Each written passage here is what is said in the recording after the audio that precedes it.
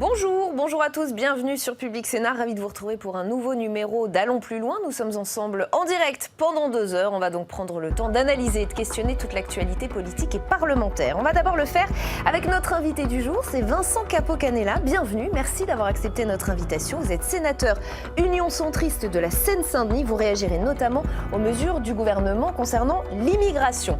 Durant ces 2 heures, nous irons bien sûr en salle des conférences. Nous ferons réagir d'autres sénateurs et sénatrices. Ce sera au micro de Fanny Conquis, qu'on voit à l'image. Nous irons aussi dans l'hémicycle et cette fois, c'est Alice Bardot qui nous fera un point sur le texte débattu au Sénat aujourd'hui. Et puis allons plus loin, c'est aussi le club. 3 intervenants qui ont des choses à vous dire. Avec nous aujourd'hui, Samia Dechir. Samia, bonjour. Vous êtes allée en Seine-Saint-Denis justement avec Cécile Sixou ce matin à la rencontre d'éducateurs. Oui, des éducateurs de la protection de l'enfance qui sont en grève aujourd'hui. Alexis Poulain fait aussi partie du club aujourd'hui. Alexis, bonjour et retour avec vous sur un rapport qui pourrait mettre fin aux zones d'éducation prioritaire. Oui, c'est ce que certains disent. Enfin, disons que c'est la suite logique de plusieurs rapports. On verra ça tout à l'heure. À suivre avec vous. Quentin Calmet est également avec nous aujourd'hui. Quentin, bonjour. Retour sur les menaces dont a fait l'objet une sénatrice LR. Oui, c'est Jacqueline Eustache-Brinio. Elle est l'auteur de la proposition de loi sur la neutralité des accompagnateurs de sortie scolaire. Et elle fait l'objet de menaces pour injures et sur Facebook. Et elle porte plainte. On verra ça avec vous dans un instant. Dans une demi-heure, Sénat en clair. Nous reviendrons sur les violences conjugales. Pourquoi ? Eh bien parce qu'une proposition de loi arrive au Sénat demain. Elle vient d'un député LR, Aurélien Pradier. Elle prévoit notamment la mise en place du bracelet anti-rapprochement. Le texte fait plutôt consensus, mais la question est de savoir si ça semble suffisant aux associations. #ALPL si vous avez envie de réagir sur Twitter.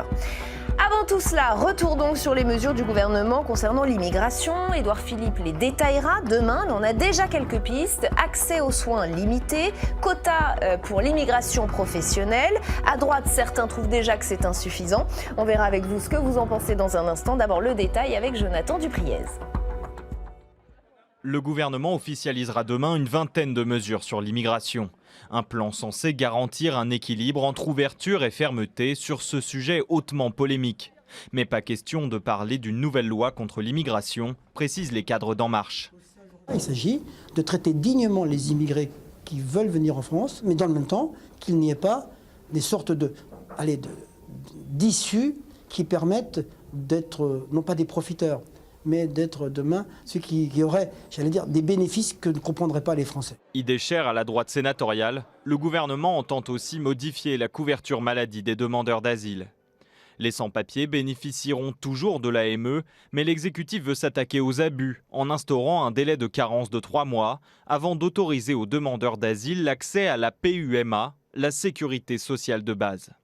La question, elle est moins sur le délai de carence qui est imposé que sur 2 choses. 1, quel est le panier de soins que l'on met dedans ?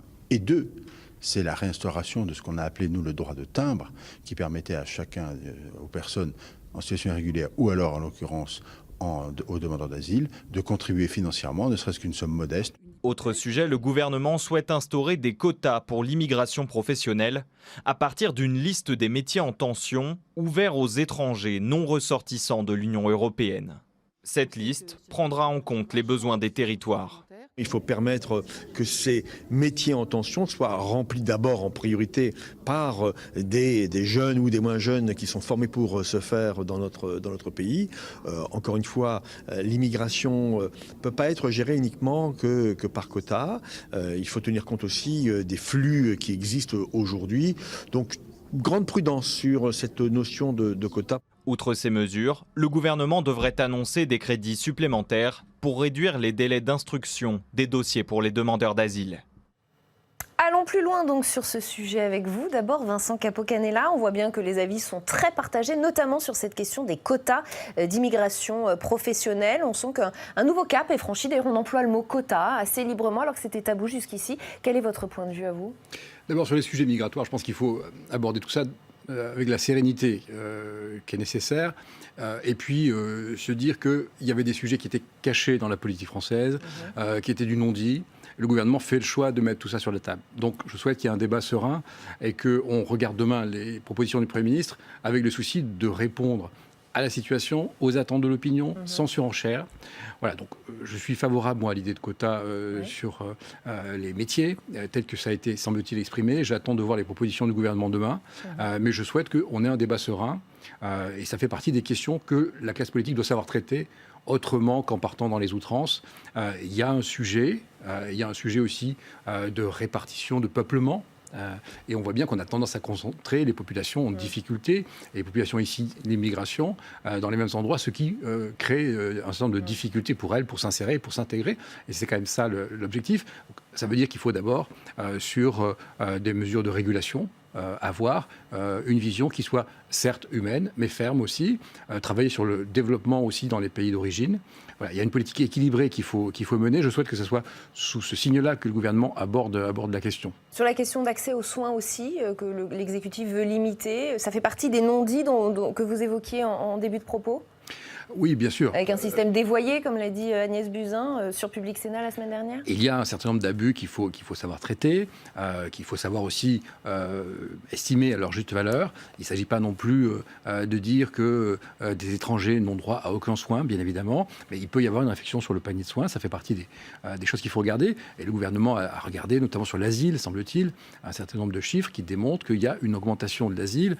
Et on a parlé parfois un peu de tourisme médical. Alors, je ne sais pas si l'expression est très appropriée, mais elle dit vraiment ça a un sens particulier qui est d'indiquer que notre système est parfois un peu trop permissif. Voilà. Et donc il faut trouver cet équilibre-là, plus de fermeté, sans surenchère non plus. Moi j'attends du Premier ministre qui fixe un cap, qui soit un cap de la République. Mais la République doit aussi préserver un certain nombre d'acquis sociaux et pas non plus donner le sentiment que tout est distribué avec trop de facilité. Encore une fois, ce sujet est éruptif et je souhaite que l'ensemble de la classe politique sache l'aborder. Il y a des propositions qui ont été faites aussi pour dire, sur d'autres sujets, que parfois il fallait qu'on sache se réunir. Je pense que le Sénat sera à la hauteur de ce débat. En tout cas, je le souhaite. Eh bien, vous allez réagir à d'autres sujets, ceux choisis par nos chroniqueurs du jour. Vincent Capo-Canellas, c'est l'heure du club d'Allons plus loin.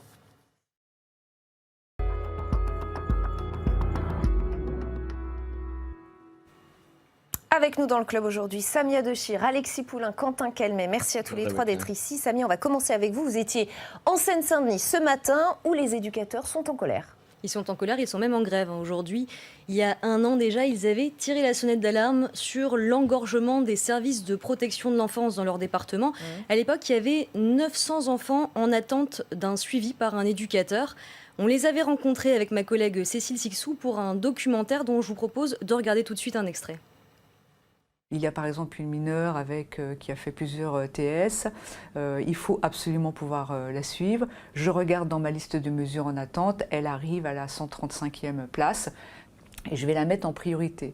Mais quand je la mets en priorité, elle risque de prendre la place d'une autre priorité. En fait, on est toujours dans une histoire de priorité. On entend la détresse des gens qui nous disent « mais ça ne sert à rien, si vous intervenez dans 2 ans, ça ne sert à rien ». Moi, j'ai aussi beaucoup de familles, quand on commence l'intervention, qui nous disent « non, mais aujourd'hui, ça va beaucoup mieux. C'était il y a 1 an et demi qu'on avait besoin de vous, mais vous n'étiez pas là ». Donc ça, Samia, c'était il y a 1 an. Est-ce que des choses ont changé depuis ? Oui et non. Oui, parce qu'il y a moins de mesures en attente. On est passé de 900 enfants à 400 qui attendent toujours d'être suivis par un éducateur. Le problème, c'est que les délais de prise en charge, ils sont toujours aussi longs. Ils n'ont pas changé du tout. Il se passe 1 an et demi en moyenne entre le moment où un juge va décider d'une mesure de suivi en milieu ouvert pour un mineur et le moment où un éducateur va effectivement opérer cette prise en charge. On a croisé ce matin sur le parvis du tribunal un homme qui attend toujours que son fils soit pris en charge par un éducateur et vous allez le voir, cette attente a des conséquences. On a eu un problème avec le petit, donc à Médecine, avec mon fils, qui a piqué une mobilette. Donc on revient vers la juge, qui normalement devrait lui offrir une mesure éducative. Il n'y en a pas, et il repique une deuxième mobilette. On revient vers la première juge, qui très gênée, ne pouvait même pas le juger par la deuxième mobilette, vu qu'il n'y a pas assez d'éléments, parce qu'elle n'a pas assez de biscuits par rapport à l'aide éducative. Alors, Samia, Édouard Philippe a dévoilé un grand plan pour la Seine-Saint-Denis la semaine dernière. On en parlait même sur ce plateau, avec notamment des nouveaux moyens pour la justice. Il a en effet promis qu'il y allait avoir la création d'une douzaine de postes de magistrats à Bobigny. Le problème, nous ont dit les juges qu'on a croisés ce matin, les juges des enfants, c'est que s'ils sont plus nombreux demain à prononcer plus de mesures de suivi éducatif, mais qu'il n'y a pas plus d'éducateurs pour appliquer ces mesures, ça ne va que rallonger encore davantage les délais d'attente qui sont déjà très longs aujourd'hui. Et alors, quid des mesures annoncées pour attirer les fonctionnaires en Seine-Saint-Denis? Ça aussi, Édouard Philippe l'a annoncé. Est-ce que ça n'est pas une solution pour recruter plus d'éducateurs? Il a en effet promis une prime de 10 000 € pour les fonctionnaires qui exerceront 5 ans d'affilée en Seine-Saint-Denis. Mais pour les grévistes qu'on a rencontrés aujourd'hui, ça n'aidera pas au recrutement d'éducateurs supplémentaires. C'est ce que nous a expliqué Émilie Prat, qui est éducatrice en milieu ouvert à Bobigny. Ça ne concerne que les fonctionnaires. Or, les mesures éducatives judiciaires sont exercées par le milieu associatif et le milieu associatif n'est pas concerné par les mesures d'Édouard Philippe. Malheureusement, le problème du recrutement est une vraie difficulté dans nos services parce que quand on voit le nombre de dossiers qu'on a à prendre en charge, les responsabilités que ça incombe et le salaire, moi ça fait 10 ans que je travaille en AEMO et je gagne 1 550 €. Alors, il y a un an, des élus s'étaient mobilisés pour dénoncer la défaillance de l'État dans leur département. Où en est cette mobilisation? Alors pour l'instant, ils sont encore en train de regarder plus en détail les mesures qui ont été annoncées par Édouard Philippe, mais ils peuvent déjà, pour l'instant, ce qu'ils nous disent déjà, c'est que ça ne leur semble pas à la hauteur. C'est en tout cas l'avis de Clémentine Autain, députée, qui était sur place ce matin.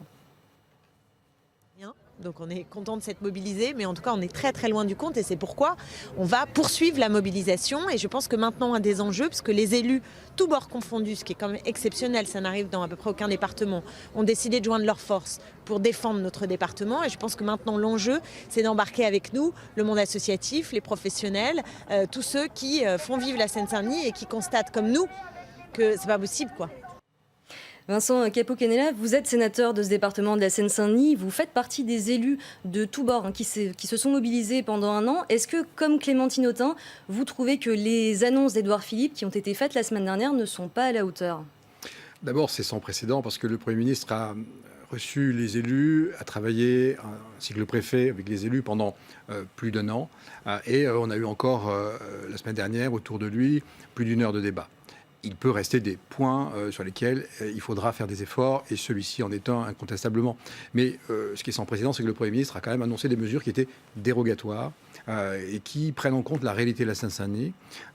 L'ensemble des élus en conviennent. Il y a un travail à continuer, bien évidemment. Mais je veux dire quand même que lorsque le gouvernement annonce une telle mobilisation pour un département qui concentre, c'est vrai, beaucoup des difficultés de la France, difficultés sociales, éducatives, culturelles, un problème de sécurité. Voilà. Le tout cumulé, ça crée une vraie difficulté pour l'État à s'adapter. Je crois que le Premier ministre a mis la barre à bon niveau. Ça a été reconnu sur tous les bancs. Et il y avait un travail qui était issu d'un rapport qui venait en l'occurrence de l'Assemblée nationale, qui a fait consensus.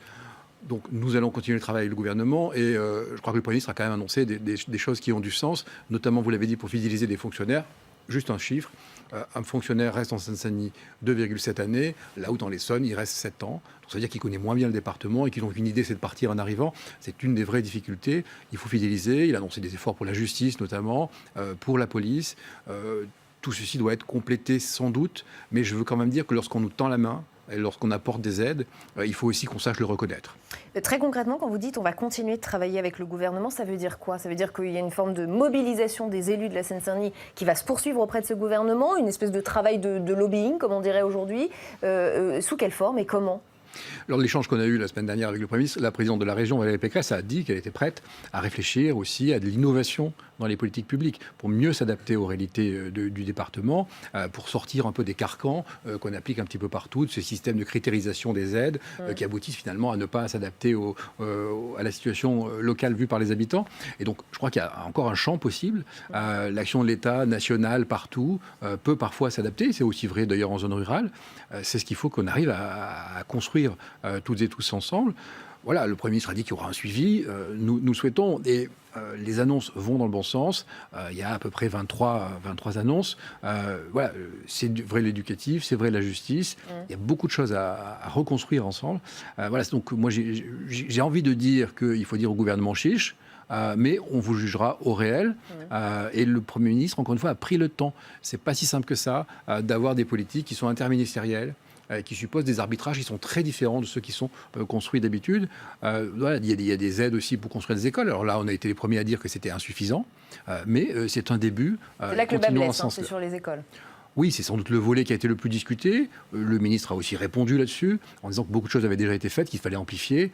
Mais effort sans précédent, jugeons dans le temps, veillons à la bonne application concrète, et il faut que tout ça soit aussi mesurable, parce qu'on a quand même la conscience que les autres départements nous regardent, et il faut qu'on arrive à prouver que ce qui est investi chez nous a un effet positif. La difficulté de la Seine-Saint-Denis n'est pas compliquée, c'est qu'on concentre la misère à bien des endroits, et ça a été une facilité pendant des années, on le paye aujourd'hui. Donc voilà, il y a des politiques publiques qui doivent être un peu dérogatoires, plus fortes, plus de moyens. Évidemment, il n'y en a jamais assez, et je suis le premier à le dire. Et les autres départements attendent un peu leur plan eux aussi. On en avait discuté sur ce plateau. Alexis Poulet, on va continuer avec vous. Vous êtes penché sur un rapport remis aujourd'hui à Jean-Michel Blanquer. Et d'après ce rapport, il ne serait pas forcément pertinent de garder les zones d'éducation prioritaire. Oui, alors c'est encore une réforme sensible qu'on repousse après les élections municipales, parce que ce rapport, il était dû en juin de cette année, et la réforme aurait dû avoir lieu cette année aussi, donc c'est raté.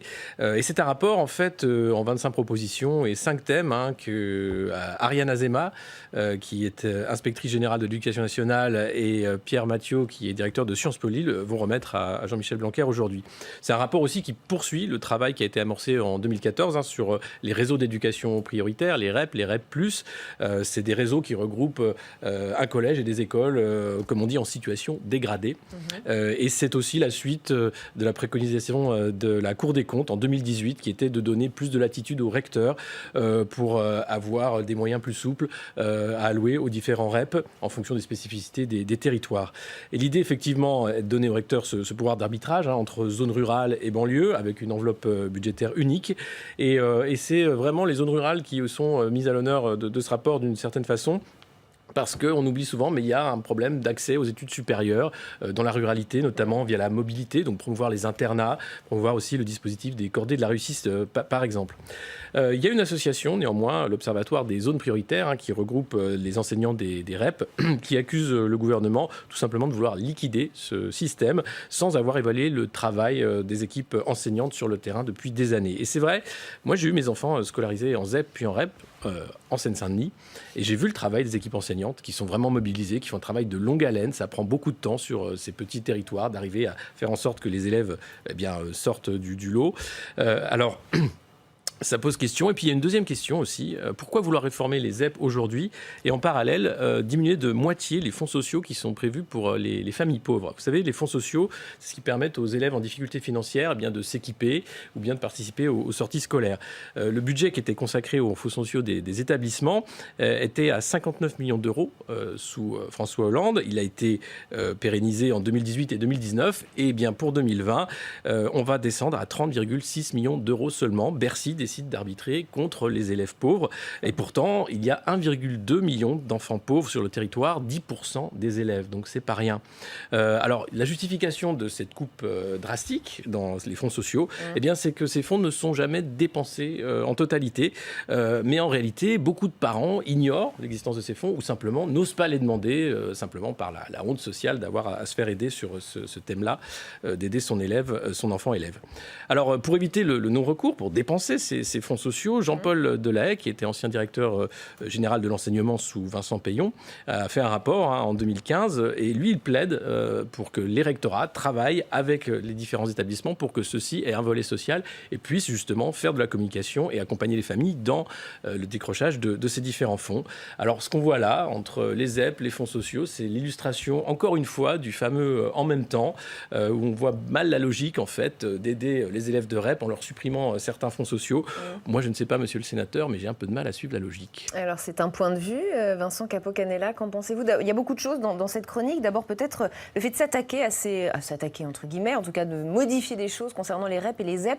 C'est un peu surprenant. C'est un système qui fonctionnait plutôt bien, non ? Alors, ce qui est très choquant, c'est le chiffre que vous avez annoncé sur les fonds sociaux, la coupe budgétaire. Là-dessus, on pourrait y revenir. Je pense qu'il faut, dans un deuxième temps, que le Sénat là-dessus amende, aides. et ça n'est pas tolérable. C'est clair que c'est même une honte. Voilà, bon.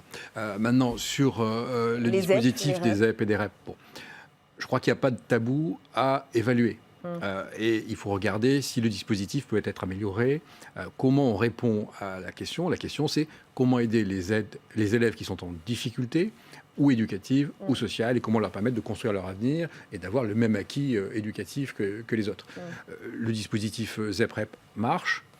En même temps, il y a des critiques qui sont faites, notamment le fait que ça labellise, le label a un effet négatif, un effet repoussoir, et qu'il y a des logiques de contournement, et que parfois les familles essayent de mettre les enfants dans d'autres établissements. Du coup, on a un peu une concentration des difficultés, et que certains enseignants essayent d'en sortir assez vite. Donc, regarder comment lutter contre cet effet-là, c'est pas et c'est aussi ce qui a permis le dédoublement des CP et des CE1, par exemple. Mais il y a d'autres mesures qui marchent, effectivement. Le dédoublement CP-CE1 est une excellente chose dans ce domaine-là, ZEP et REP, et c'est une mesure qui produit de l'effet visiblement. Ça pose des difficultés pour les collectivités, mais je pense qu'on finit par y arriver. Donc ça, je suis favorable à cette mesure-là qui a été mise en place par le gouvernement, c'est une bonne chose.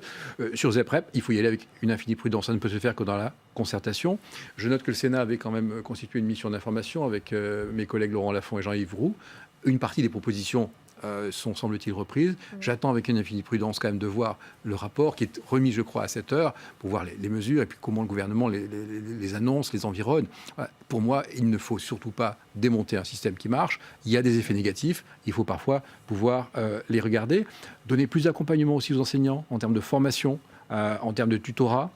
Éviter que des jeunes enseignants arrivent dans des zones comme ça en difficulté, sans avoir forcément tous les acquis, avec toute la connaissance. Là aussi, ce qu'on évoquait tout à l'heure sur le fait de garder plus longtemps les fonctionnaires, les enseignants, c'est une chance. Quelqu'un qui connaît bien le quartier de l'école, qui connaît bien l'environnement éducatif, les partenaires, réussit mieux. Et vous aviez envie de vous exprimer sur ces fonds sociaux dont Alexis Poulain a donné le chiffre, passant de 51 millions à 30,6 millions, si j'ai bien entendu. Oui, je vois qu'il y a une logique très budgétaire et c'est toujours pareil. Bercy nous dit, oui, mais le niveau de consommation et pas forcément le niveau inscrit, donc on peut baisser. Je crois que dans ce domaine-là, c'est un très mauvais symbole, voilà, et ça ne peut pas être admissible. Voilà.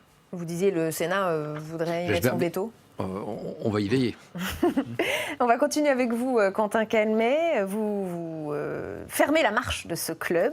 Il y a une semaine, le Sénat a adopté la loi interdisant les signes religieux pour les accompagnants de sortie scolaire.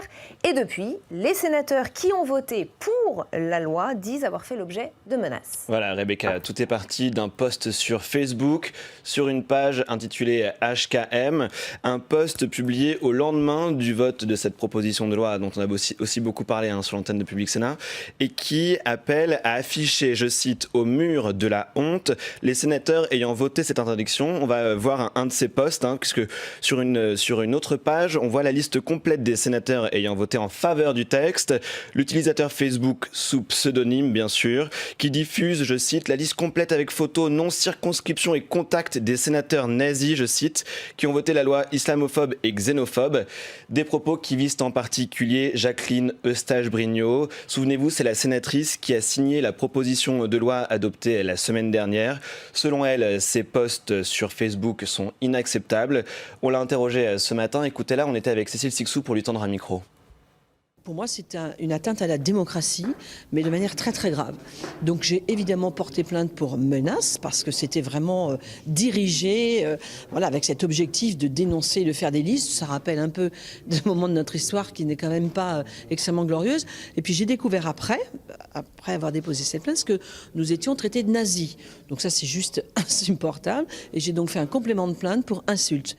Alors, plainte, complément de plainte, et on l'a appris aujourd'hui, Quentin, le Sénat saisit le procureur à son tour. C'est ça, la présidence du Sénat nous expliquait qu'il y aurait une saisine du procureur de la République, au nom du Sénat d'ailleurs, pour ses propos sur Facebook. D'après la présidence, c'est une première d'ailleurs. Cette saisine, on nous l'a confirmé, a eu lieu aujourd'hui. Autre réaction, celle de Bruno Retailleau, le patron des sénateurs LR, qui explique que ces messages sur les réseaux sociaux sont incroyables et inacceptables.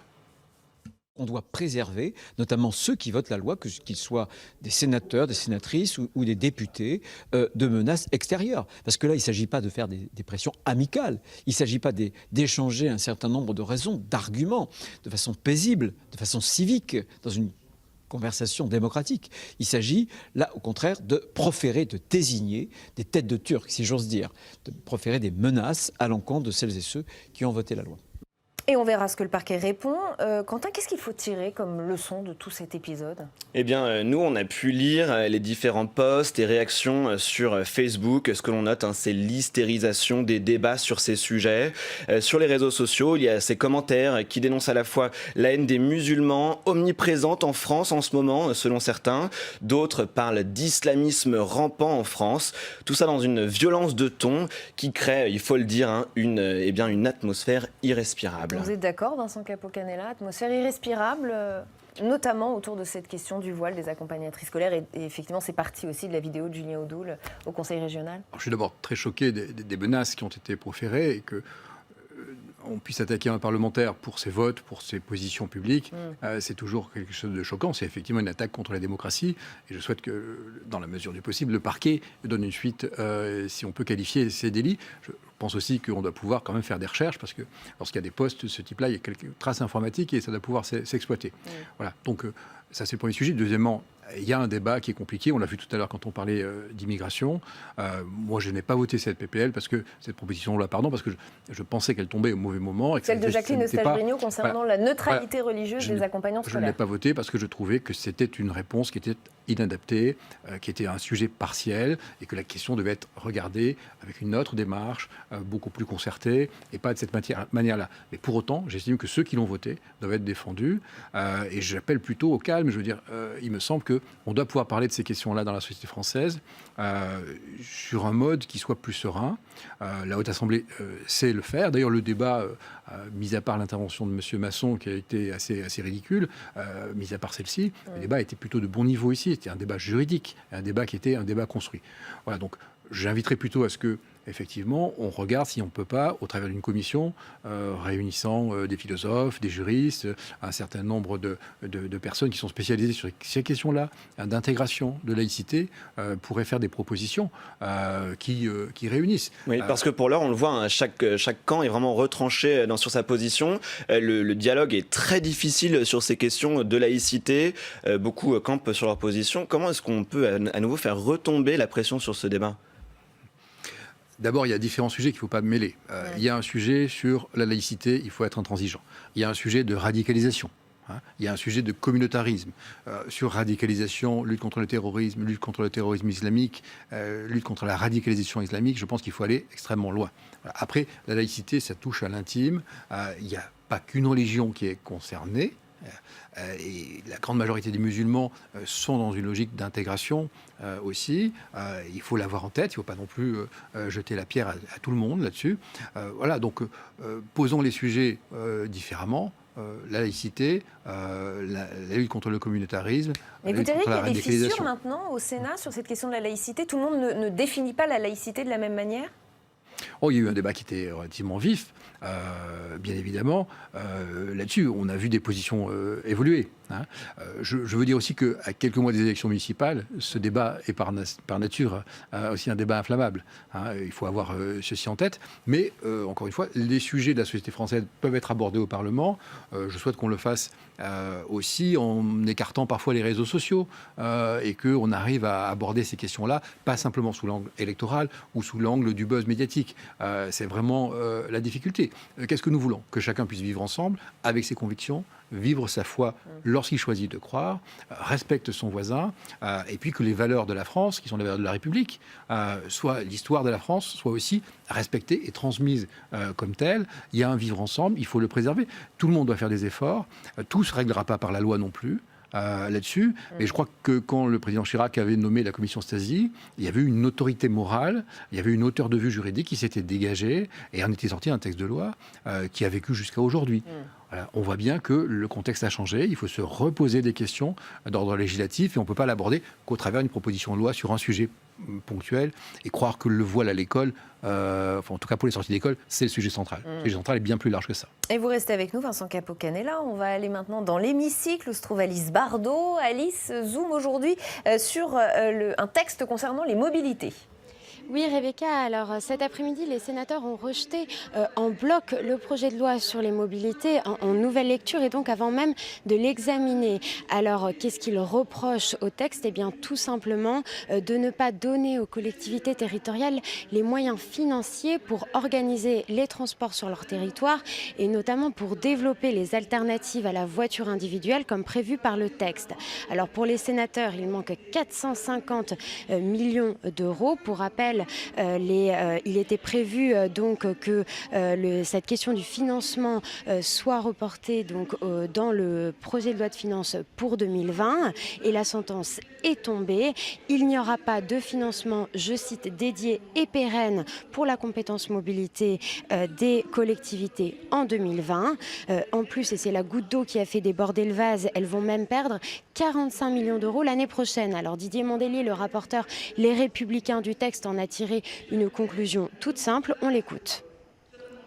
Les premiers à être pénalisés seront bien sûr les habitants de ces territoires qui sont condamnés à utiliser leur voiture pour se déplacer et qui ont exprimé sous différentes formes ces derniers mois à quel point il était urgent de répondre à leurs besoins de mobilité. Alors le secrétaire d'État au transport Jean-Baptiste Djebbari a tenu à rassurer les sénateurs qui sont d'autant plus inquiets pour les finances des collectivités territoriales en raison de la suppression de la taxe d'habitation. On l'écoute. La prise de compétences mobilité par les intercommunalités, notamment par celles qui disposent de faibles ressources, pose un enjeu de financement. Pour les territoires qui ne lèveront pas de versement mobilité, le gouvernement prendra en compte le besoin de financement nouveau avec le mécanisme de compensation de la taxe d'habitation qui a été supprimée. Je rappelle que celle-ci sera remplacée par une quote-part de la TVA, dont la dynamique est beaucoup plus importante que celle des bases actuelles de la taxe d'habitation.